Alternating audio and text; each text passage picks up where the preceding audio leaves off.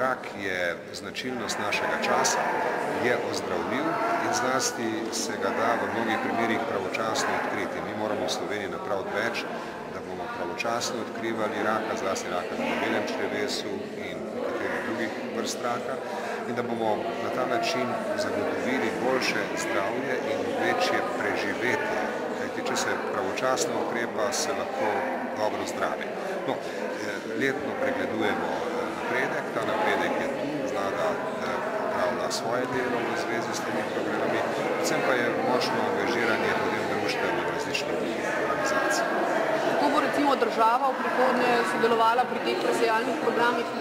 Država že sodeluje. Tukaj boste lahko govorili tudi s predstavnico Ministrstva za zdravje, kjer je vzpostavljen en generalni program in ustanovljeni so različni strokovni sveti, ki spodbujajo razpravo in tudi podporo presejalnim programom.